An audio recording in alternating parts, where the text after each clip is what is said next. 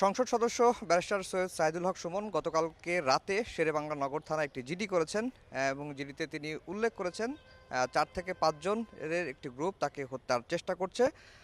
সেই জিডিটির করার পরে আজকে সকালে আমরা সুপ্রিম কোর্টে ব্যারিস্টার সাইদুল হক সুমনকে পেয়েছি। আমরা সুমনের কাছেই জানতে চাই যে তিনি আসলে কিভাবে জানলেন যে কারা তাকে হত্যার পরিকল্পনা করছে, একটু যদি বলতেন। আমি দেখেন অনেকবার তো পাবলিক অনেকেই আমাকে থ্রেটের কথা বলেছেন, এগুলো আমি আমলে নেই। এইবার প্রথম আমাকে আমার থানার ওসি সাহেব জানিয়েছেন যে তাকে কেউ জানিয়েছে, অজ্ঞাতনামা একজন ব্যক্তি, যে উনাকে বলেন যে একটা থ্রেট আছে 4-5 জনের একটা কিলার গ্রুপ, এরা কন্ট্রাক্ট কিলার, কন্ট্রাক্ট করে আসছে এবং উপরে কিছু লোকজন আছে যাদেরকে তারা যারা তাদেরকে হায়ার করছেন। তো যেহেতু ওসি সাহেব আমার জানাইছে এবং ওই লোকের সাথে আমার ওসি সাহেবের ফোন দিয়ে কথাও বলাই দিছে, তো এই লোকটা সিলেটি, এই কারণে সে আমার নাম শোনার পর, হত্যাকাণ্ডের লিস্টে আমার নাম এটা শোনার পর সেই জায়গা থেকে চলে আসছে, এইটা তার দাবি। তো এর ভিত্তিতে তখন এইটা পাওয়ার পর তো আর বসে থাকা যায় না, যখন স্বয়ং। তো আমার দুঃখের বিষয়টা কোথায় জানেন? দুঃখের বিষয়টা হচ্ছে গিয়ে যে ওসি সাহেব পাইছেন কিন্তু খবরটা 2 দিন আগে। ওনার তো তৎক্ষণাৎ এসপি সাহেবরে জানাইয়া বা এসপি সাহেবের দ্রুত ব্যবস্থা নেওয়ার দরকার ছিল, ডিআইজি সাহেব। বরং আমি আইসা জিডি করার লাগলো কেন? একমাত্র আইজিপি মহোদয়ের সাথে কথা বলার পর উনি কিন্তু আমার মতোই চিন্তা করছেন যে আপনার জিডি করারই তো প্রয়োজন না, এটা পুলিশই ব্যবস্থা নেওয়ার কথা। তো কিভাবে চলতেছে আপনি বুঝতেছেন যে আমার কাছে মনে হইতেছে যে রাষ্ট্রযন্ত্রের কিছু কিছু মানুষকে আদৌ কি চাচ্ছেন কিনা যে আমি বেঁচে থাকি। তো আমাদের এলাকায় জানেন শাহেমেস কিবরিয়া মারা গেছেন গ্রেনেড হামলায়, তারপর আমাদের বঙ্গবন্ধুরা আমরা বাঁচাইতে পারি নাই। তাই এখন আমার বিষয়টা এরকম হয়ে গেছে যে মনে হয় যে একটা অপমৃত্যু একটা রেকর্ড করার জন্য বসে আছেন লোকজন। আমি আন্তর্জাতিক অপরাধ ট্রাইব্যুনালের প্রসিকিউটর ছিলাম, আমি এখন মেম্বার অফ পার্লামেন্ট। সব কিছু বিবেচনায় আমার যে সিকিউরিটির যে অবস্থা, এই সিকিউরিটিতে আসলে যারা সিকিউরিটি দেন তারা যে কি চাচ্ছেন আমি এটা বুঝে উঠতে পারতেছি না। আর আমার জিডি করেই এগুলো জানতে হবে কেন? আমার উপর যদি রিয়েল থ্রেট হয় তাহলে পুলিশই তো আমাকে আমার অগোচরেই এগুলা জেনে নিবে যে আসলে কি থ্রেটটা রিয়েল কিনা না ফেক। না, আপনি কিছুক্ষণ আগে বলছিলেন যে আপনি সংসদে ছিলেন, সেই সময়ই আপনার সংসদীয় এলাকার যে থানার ওসি তিনি আপনাকে প্রথম ফোন দিয়ে বিষয়টি জানিয়েছিলেন। না, এবং তিনি আমাকে জানিয়েছেন প্রথমে যখন সংসদে ছিলাম, তখন তিনি যে কথাটা আমার বলছেন যে স্যার আপনি কবে আসবেন বাড়িতে, আমি বাড়িতে আপনাকে কিছু জিনিস বলতে হবে। তখন এর পরের দিন আমি বৃহস্পতিবারে বাড়ি গেলাম সংসদ করে, শুক্রবারে 2টার দিকে উনি আমার সাথে এসে এইসব জিনিস বললেন, ওই অজ্ঞাতনামা ব্যক্তির সাথেও আমার কথা বলাই দিলেন।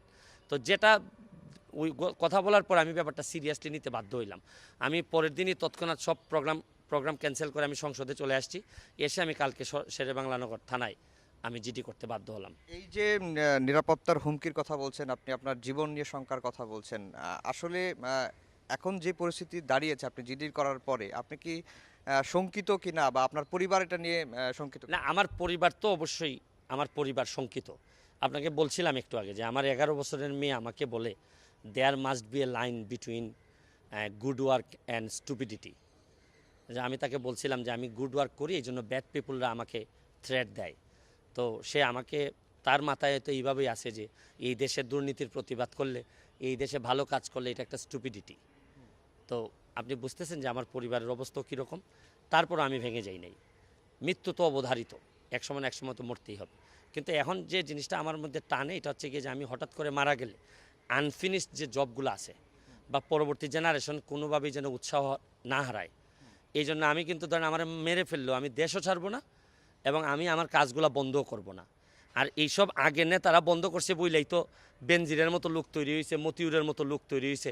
পুলিশের এইসব কারণেই যে খবরই পায় না কখন কারে থ্রেট দেয়, এইসব কারণেই তো বড় বড় অফেন্সগুলো সংগঠিত হওয়ার পর এরা জিডি করে রাখে, মামলা করে রাখে যে আহা এরকম ঘটনা করছে। তো এইরকম ধারাবাহিকভাবে চললে বাংলাদেশের এমনি 12টা বেজে যাবে। আপনি তো একজন সংসদ সদস্য এবং খুবই নামকরা একজন সংসদ সদস্য, সবাই, বাংলাদেশের সবাই মানুষ আপনাকে চেনে এবং আপনি যে কাজগুলো করেন তারও উৎসাহিত হয়।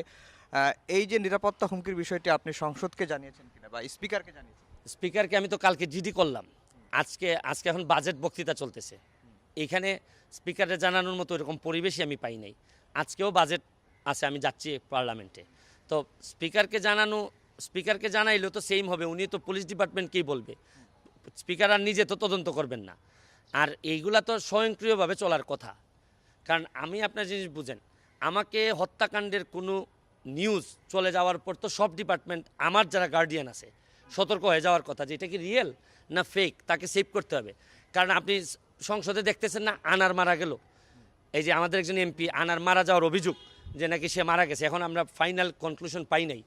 তো তার ব্যাপারও তো খুব বেশি যে কিছু হয়েছে আমরা তো পাইনি, হয়তো ডিবি খুব সফলতার সাথে কিছু আসামি ধরছে, কিন্তু তা তো মারা যাওয়ার পর।